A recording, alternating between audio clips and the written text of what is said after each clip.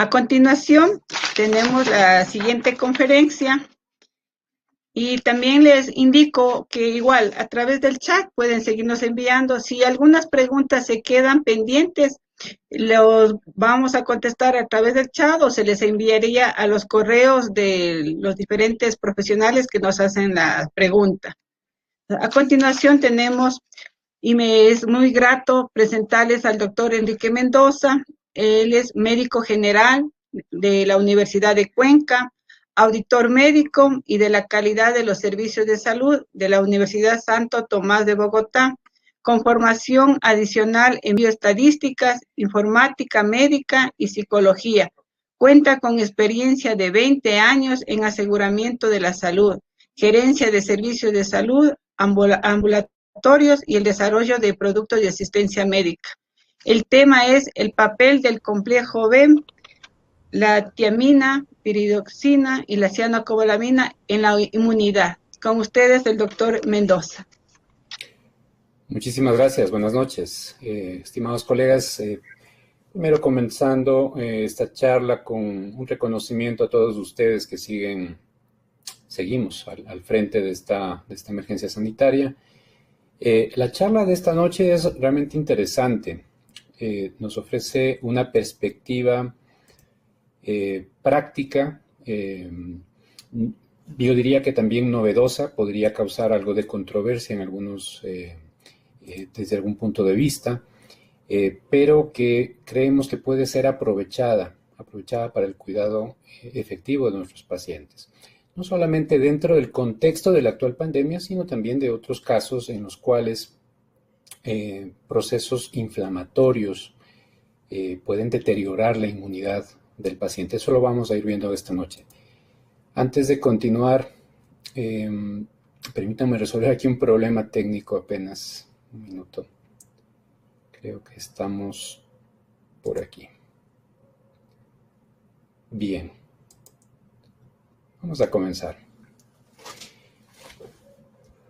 A ver. Listo.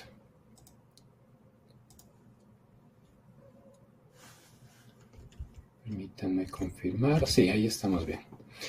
Bueno, el tema de la noche es el papel del complejo B TPC, refiriéndonos a la tiamina, piridoxina, cianocobalamina en la inmunidad. Perspectivas terapéuticas, un campo interesante, como digo, tiene su matiz controversial porque, como ustedes bien conocen, eso no se puede ocultar. Los medicamentos aprobados, comúnmente avalados para el manejo de patologías importantes, relevantes en el presente, como es el caso del COVID, están bien definidos, ¿de acuerdo? Entonces, no lo veamos específicamente para ese manejo, ¿no? No lo veamos para ese manejo, sino en general, entender las posibilidades terapéuticas del complejo BTPC más allá de lo clásico, justamente con la finalidad de recordar algunos aspectos de lo clásico. Les presento esta lámina.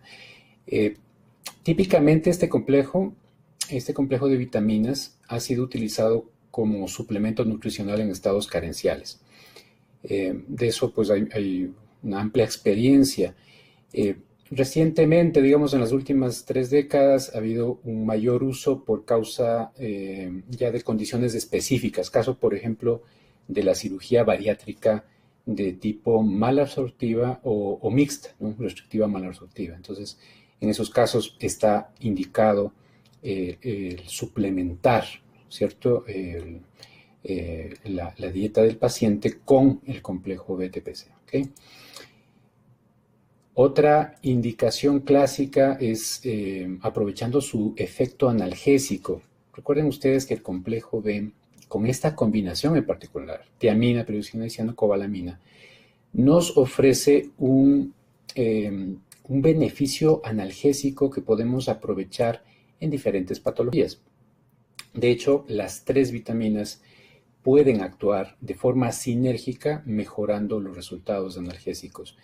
Eso ha permitido incluso el desarrollo de medicamentos o de pautas de tratamiento que combinan al complejo BTPC con, por ejemplo, un antiinflamatorio, ¿no? Un medicamento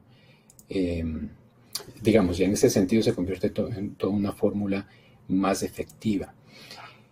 También se ha aprovechado, al complejo BTPC porque cada una de esas vitaminas son cofactores en varias vías de la inmunidad innata y adaptativa. Entonces, ahí pues precisamente surge su potencial utilidad, ¿no? En ese sentido, las tres vitaminas tienen capacidad de apoyarnos en contextos complejos, ya los vamos a ir viendo. Y ciertamente hay que destacar a la vitamina B6. En ese sentido hay que destacarla a esa vitamina porque digamos que tiene una consistencia, y hoy nos vamos a enfocar, de hecho, una consistencia en cuanto a las buenas razones para utilizarla en un paciente crítico, ¿no? O para prevenir ciertas condiciones en un paciente en riesgo, ¿no? Entonces esto es bien interesante. Y bueno, finalmente ustedes conocen bien al complejo B como coadyuvante en diferentes enfermedades neurológicas.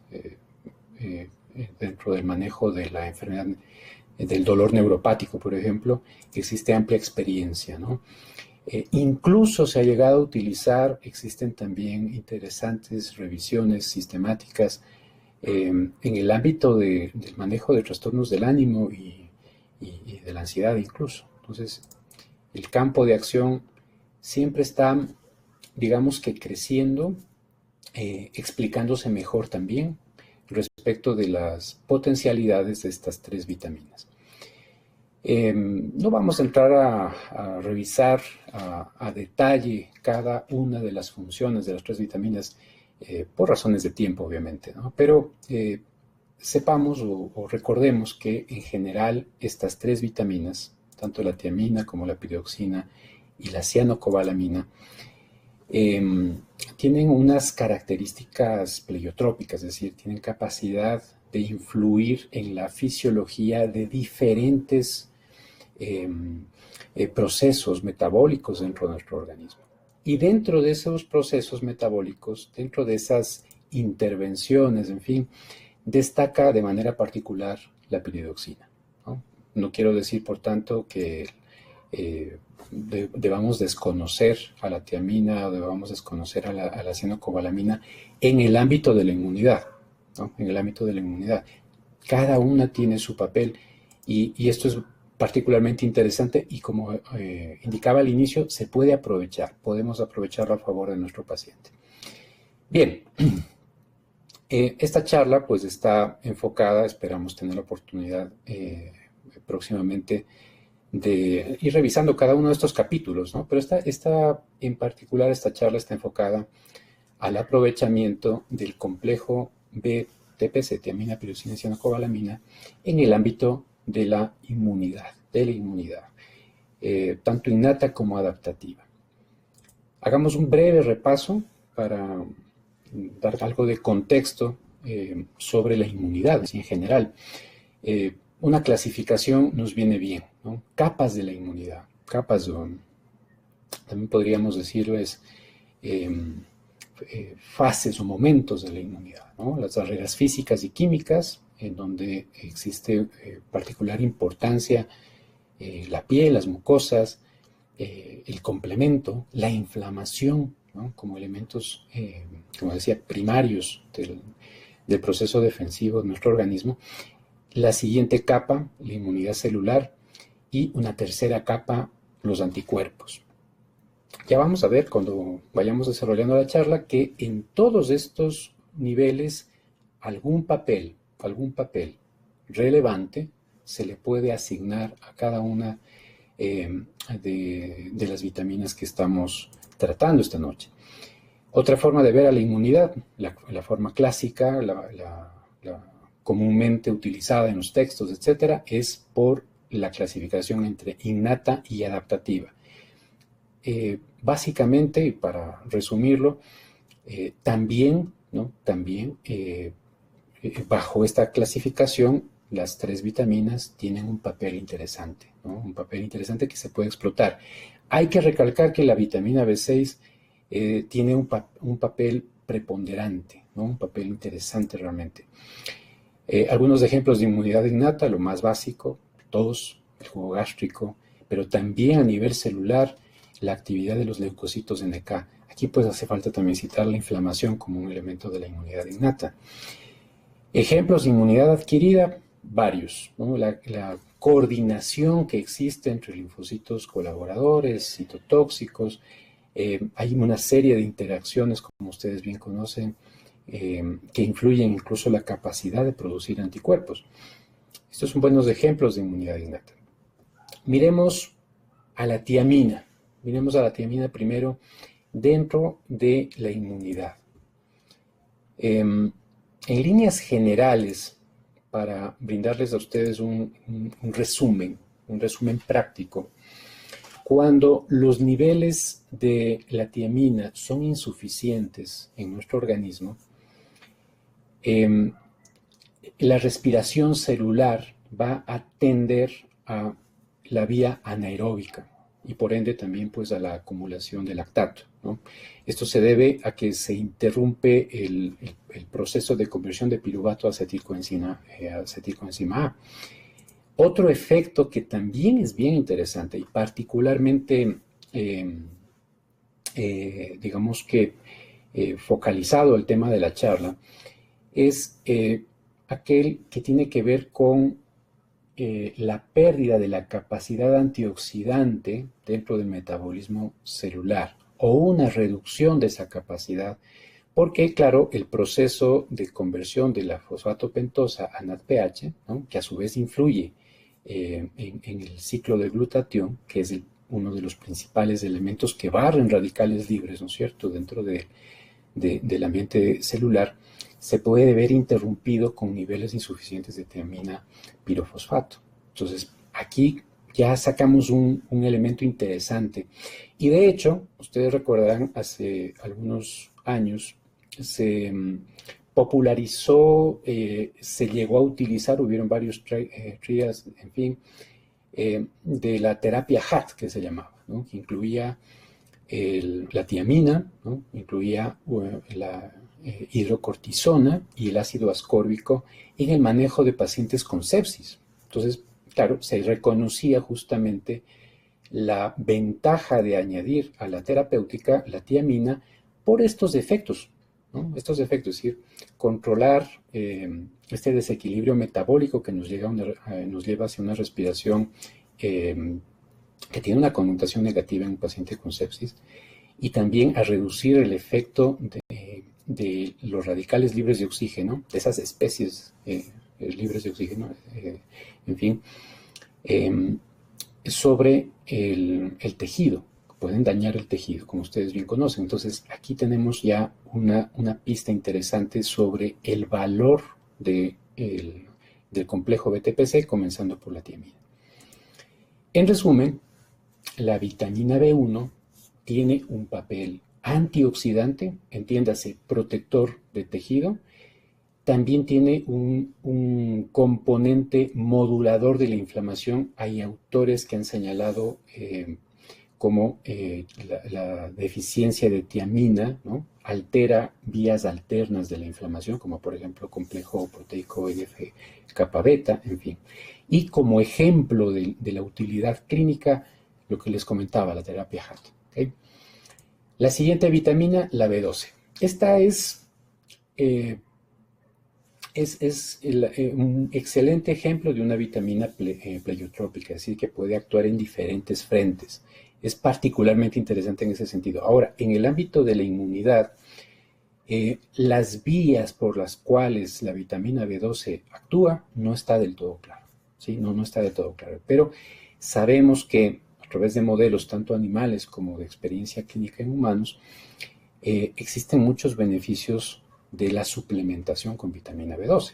¿Por qué? Porque por un lado está siendo requerida por la microbiota intestinal, ¿no?, como cofactor metabólico de los procesos a nivel de esa microbiota. Apoya, por tanto, a una de las barreras fundamentales de protección de nuestro organismo, que es la barrera intestinal.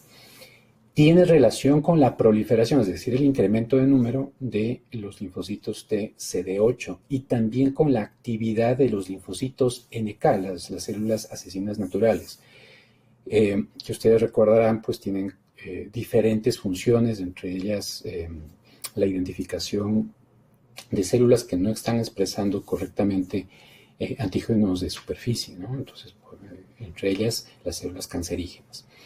Y también es importante, claro, de manera indirecta, pero es importante en la producción de anticuerpos, ¿no? Y también para los procesos que se requieren para esa adecuada expansión clonal de linfocitos B. Entonces, como vemos, la vitamina B12 no nos desencanta en lo absoluto en el ámbito de la inmunidad, nos ofrece una serie de beneficios y conocerlos, poderlos explotar, etcétera, pues atrae beneficios a nuestro cliente, a nuestro paciente. Y bueno, ahora entramos con la vitamina, digamos, estelar de la noche, ¿no? La vitamina B6. Fíjense ustedes cómo ya las dos anteriores nos dan un excelente marco de trabajo, ¿no? Pero con la B6 ustedes van a encontrar, yo diría que mayores oportunidades y beneficios. Primero recordemos algo, porque esto es importante para todo lo que viene a continuación. La piridoxina actúa fundamentalmente dentro de nuestro organismo a través del piridoxal 5-fosfato. Ese es su metabolito activo, ¿no? Y se sabe que tiene funciones en más de 150 procesos metabólicos diferentes a nivel de la bioquímica humana. Entonces, ¿qué mejor ejemplo de actividad pleiotrópica que la vitamina B6?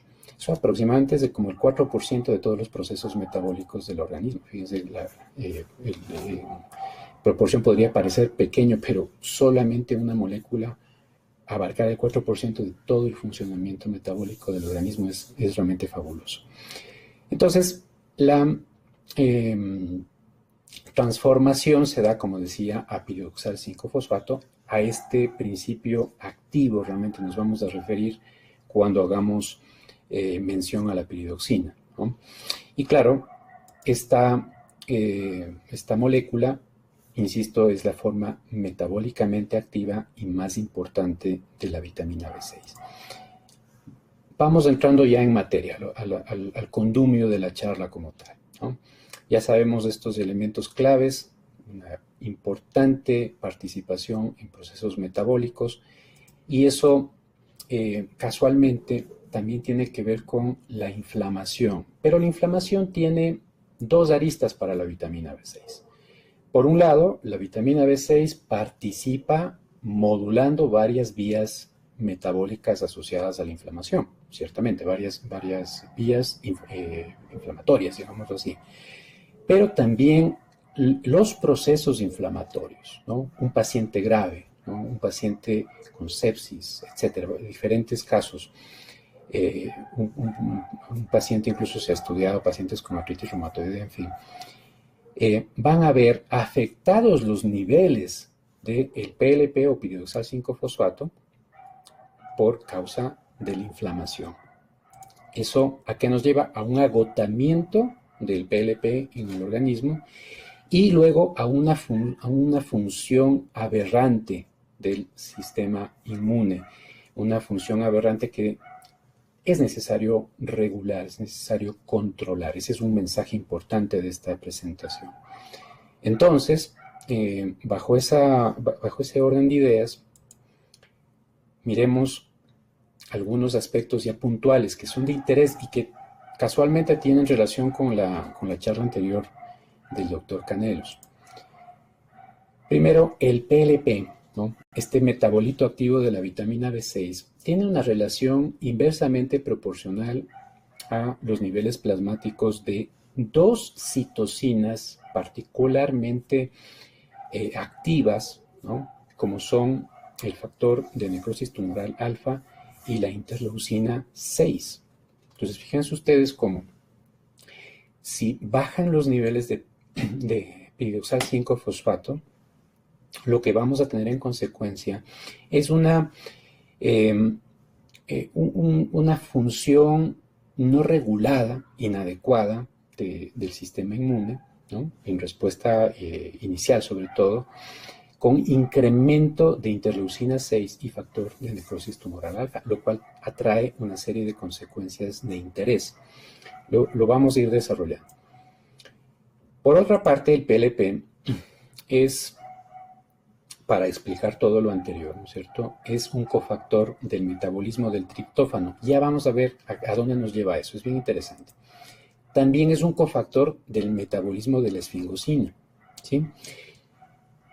Cuando desarrollemos esta parte, vamos a entender por qué esto es relevante y por qué la suplementación, ¿no? La suplementación para alcanzar niveles adecuados que le permitan al paciente, ¿no es cierto?, enfrentar la situación grave que está atravesando su organismo, resulta ser una estrategia válida, muy razonable. ¿De acuerdo? Entonces, consecuencias de niveles bajos de PLP, ¿no?, de consumo de PLP. Cuando nuestro paciente está en sepsis, cuando nuestro paciente está atravesando un proceso inflamatorio grave, etc. Una reducción de la integridad endotelial. Eso quiere decir que, entre otras cosas, va a haber extravasación de líquidos, ¿no? Cuando se altera la integridad endotelial, también hay mayor riesgo de agregación plaquetaria, de cascadas de coagulación. También se ha asociado la deficiencia de PLP a alteraciones de la tensión arterial. Entonces, tenemos aquí varios elementos interesantes. Los vamos a ir complementando también con otros a nivel de las células del sistema inmune, que deben ser considerados, pueden ser tomados en cuenta para brindarle al paciente una alternativa terapéutica o un acompañamiento terapéutico a través del complejo BTPC para llevarle a buen puerto. ¿Okay? Miremos a la esfingosina 1, ¿sí? 1-fosfato S1P. Recordarán que el piridoxal 5-fosfato tiene que ver con esta línea, ¿no es cierto?, metabólica. Afecta el tránsito linfocitario. Esto lo vamos a ver en una imagen más adelante, ¿no? ¿Qué quiere decir esto? Que puede haber secuestro de linfocitos en áreas, en tejidos, ¿no es cierto? Que no nos interesa realmente que estén ubicados necesariamente en una sola zona, ¿no? Esto lo vamos a ir desarrollando.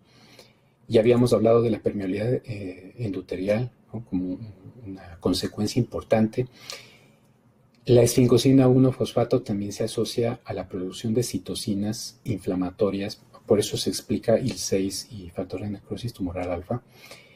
También tiene que ver con, obviamente, con los aspectos de quimiotaxis. Estamos diciendo que el tránsito linfocitario se ve afectado, ¿no? Y precisamente la piridoxina, en este caso representada por la PLP, regula la disponibilidad de la esfingosina.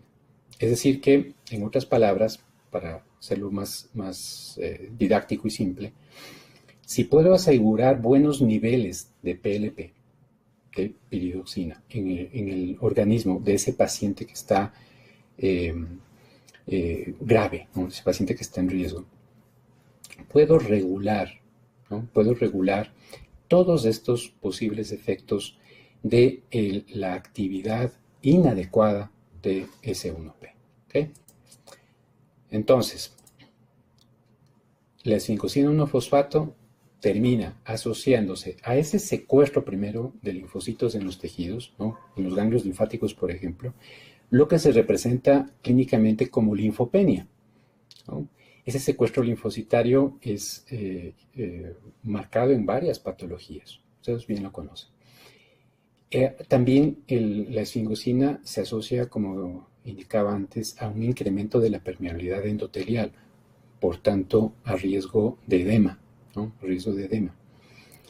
Nuevamente, el PLP regula esa disponibilidad de la esfingosina y nos apoyaría, ¿no? Nos apoyaría a evitar estas complicaciones, a evitar estos efectos. Y bueno, pensando ya en lo clínico, claro, existe la posibilidad de reponer directamente PLP, ¿sí?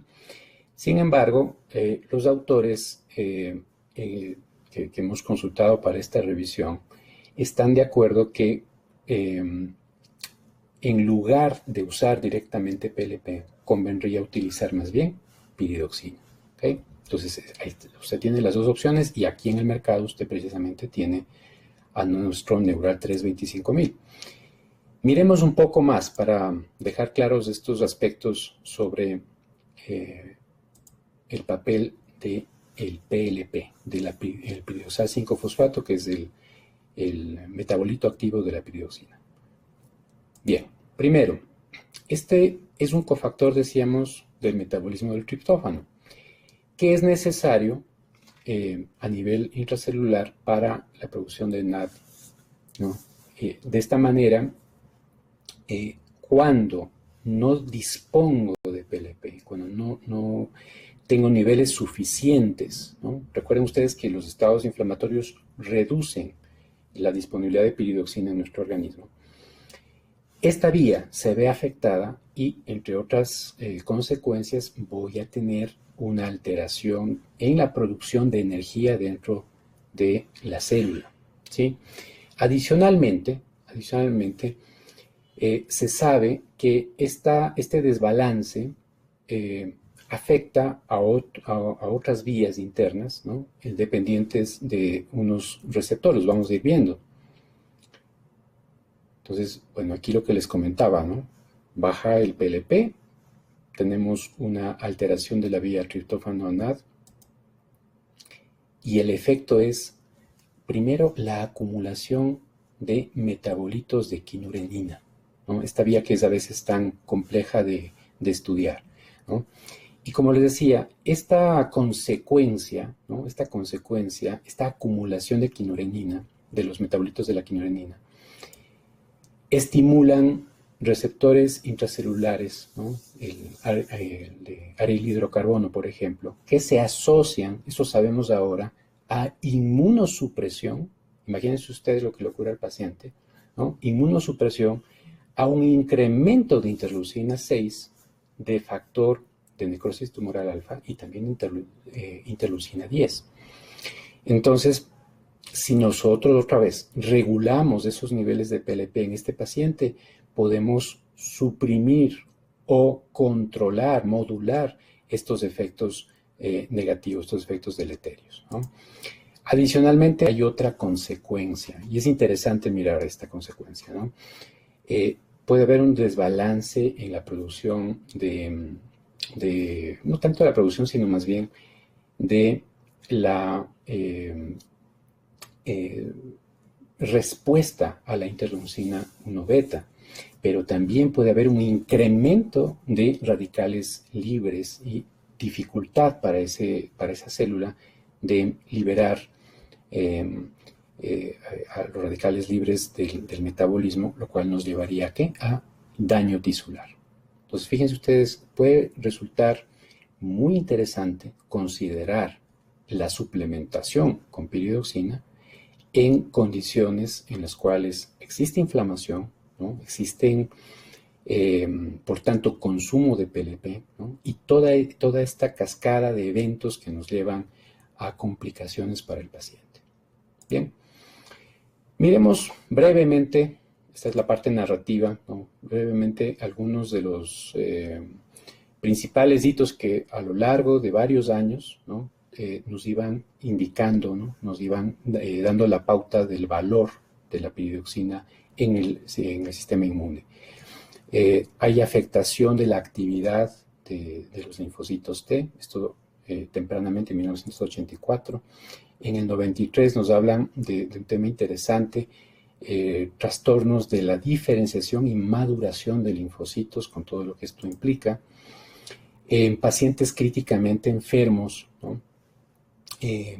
la suplementación con piridoxina mejoró significativamente estas cifras de linfocitos en ese paciente, pero también nos mostró algo interesante, que es parte también de las conclusiones, que la respuesta es dosis dependiente y la recomendación es más bien hacia 100 miligramos al día de piridoxina para obtener unos resultados más consistentes, ¿de acuerdo? Más adelante, este autor también nos muestra cómo, bueno, explica en general, ¿no?, cómo se produce este desbalance en la producción, en la actividad de las interleucinas. Ahora ya sabemos, ahora ya lo tenemos más claro y también mejor definido, ¿no? ¿Cuáles son las interleucinas más preocupantes en este desbalance? Interleucina 6, por ejemplo, ¿no? Wieland, ¿no?, que hace pues una evaluación amplia de las propiedades de la piridoxina, nos presenta algunas conclusiones interesantes. El estudio es bien amplio, pero extraje solo dos porque son claves. Un efecto consistente sobre la proliferación de linfocitos y que ese efecto se puede corregir y es dosis dependiente, ¿no? Además que necesariamente debo superar la recomendación dietética diaria, así que necesito dosis muy altas, ¿no?, muy altas. Y ya como vimos antes también, y otros autores recomiendan, superiores a 50 miligramos día.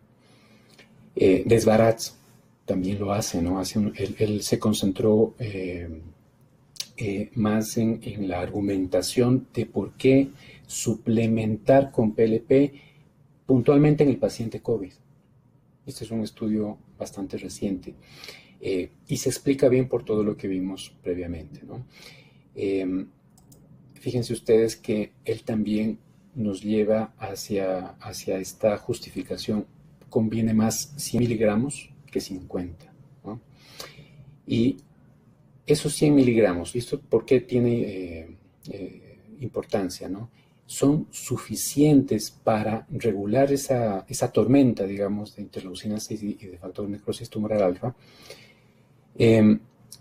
sin necesidad de incrementar la dosis, más allá de 100. Recuerden ustedes que la piridoxina, y es un poco rara en ese sentido la piridoxina, cuando baja demasiado, pues tenemos trastornos a nivel del sistema nervioso, ¿no?, el sistema nervioso periférico.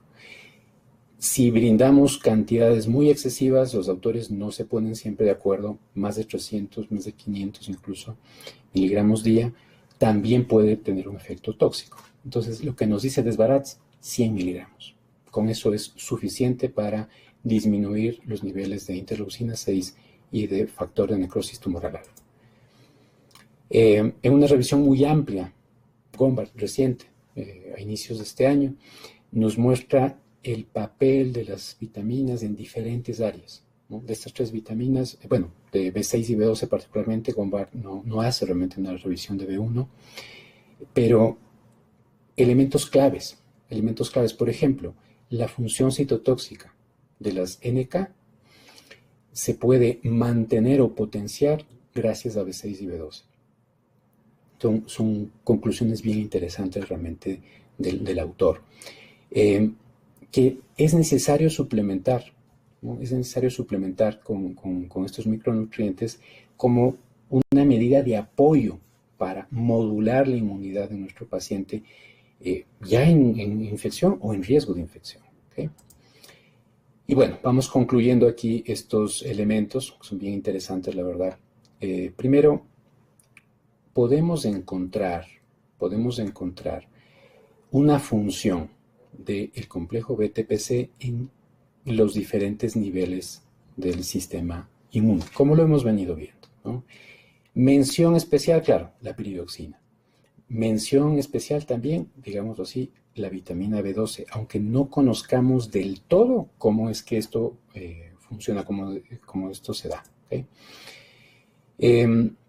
Acciones diversas, favorables, ¿no?, favorables del complejo BTPC, que usted puede aprovechar, que usted puede aplicar en su paciente, ¿no? Reconocer, esta es otra conclusión importante, ¿no? Reconocer que el descenso de los niveles de PLP resultan en un desequilibrio inmunológico en el paciente. ¿Okay?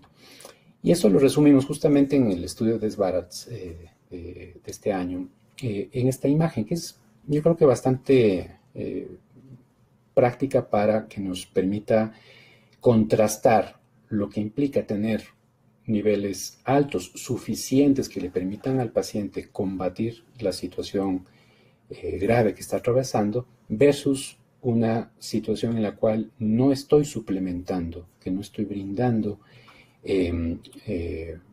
reposición a los niveles de PLP, ¿okay? De piridoxina, para hacerlo sencillo. ¿Okay?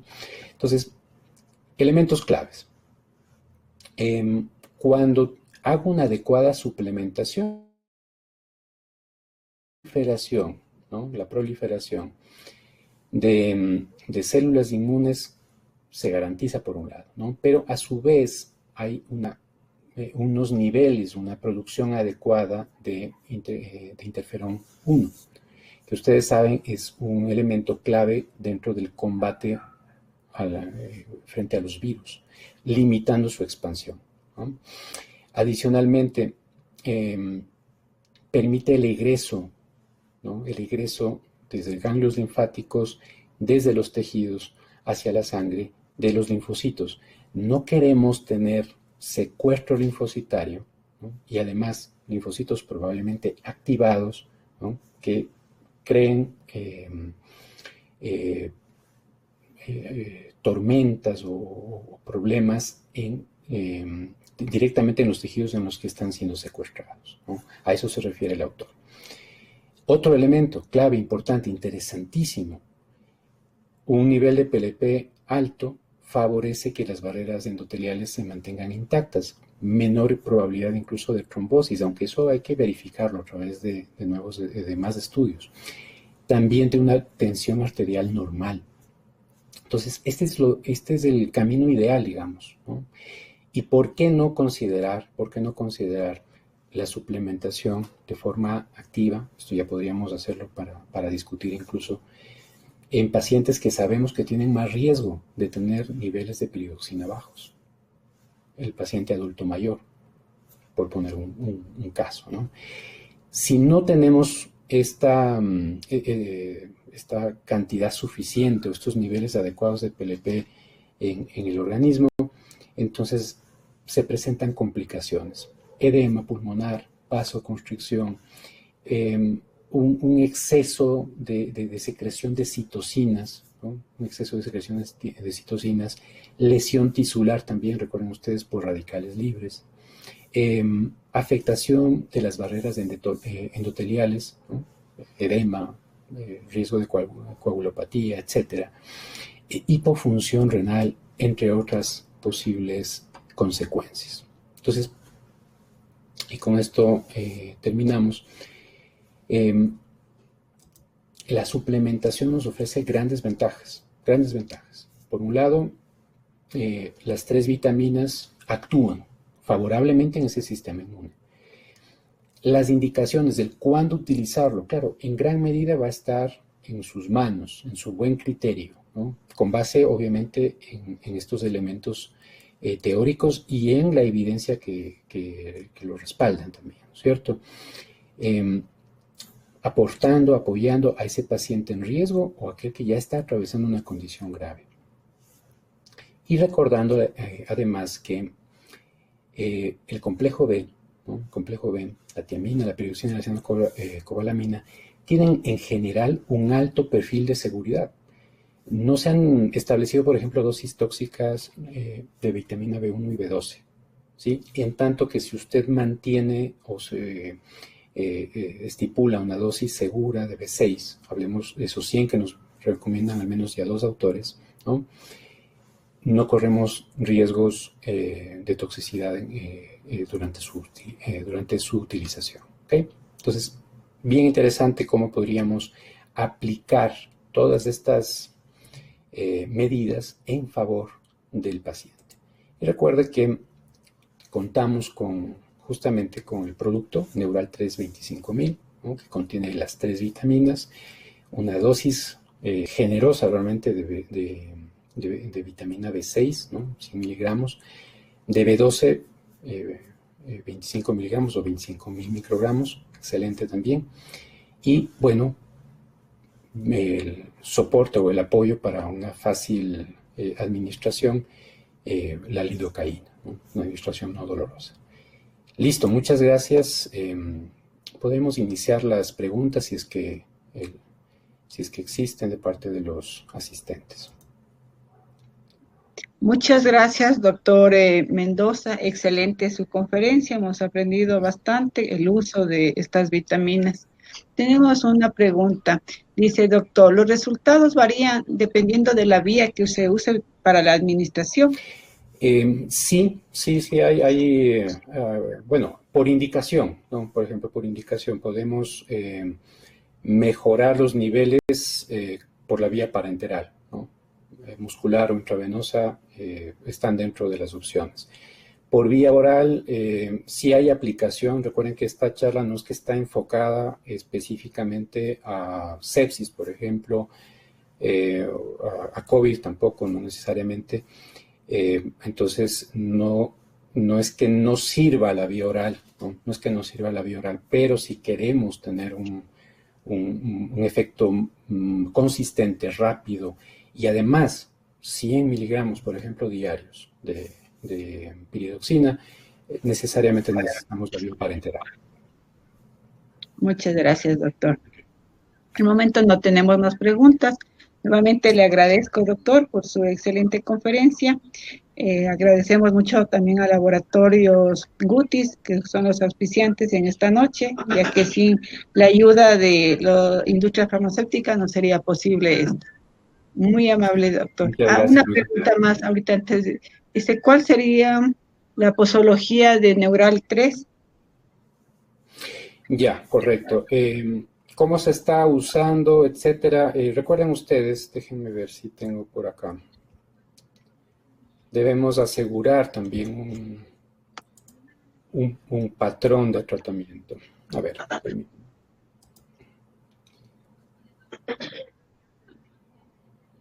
Ya, en este caso, este es un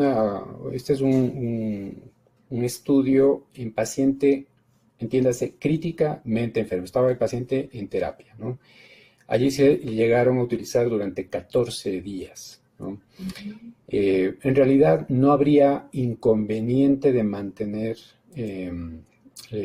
dosis altas, ¿no? De acuerdo, obviamente, a la situación del paciente, antecedentes de estado hepático, renal, en fin, por varios días.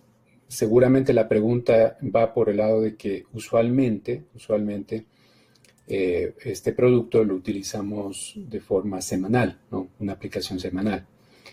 Está bien pensar en la aplicación semanal en aquel paciente que sospechamos o por su epidemiología decimos estaría en riesgo de tener deficiencia de piridoxina.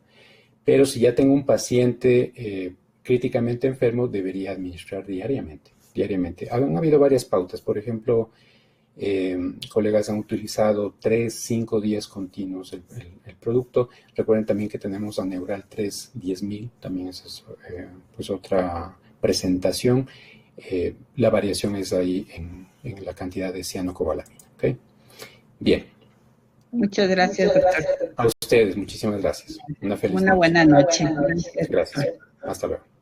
Y voy a dar algunas informaciones. Todos quedan cordialmente invitados para la próxima conferencia, que va a ser el 4 de noviembre a la misma hora, 19:30. El tema es manejo funcional de la infección por el Helicobacter pylori. También se les invita para que ingresen a nuestra página web, es www.corpsur.org.es. Ahí van a poder también mirar nuestras conferencias, porque ahí lo vamos subiendo de día a día las que se va presentando. También puede dejarnos sus sugerencias o algunas preguntas que tengan para poderles contestar y enviarles a sus correos. Muy amables, muchas gracias. Que tengan una buena noche.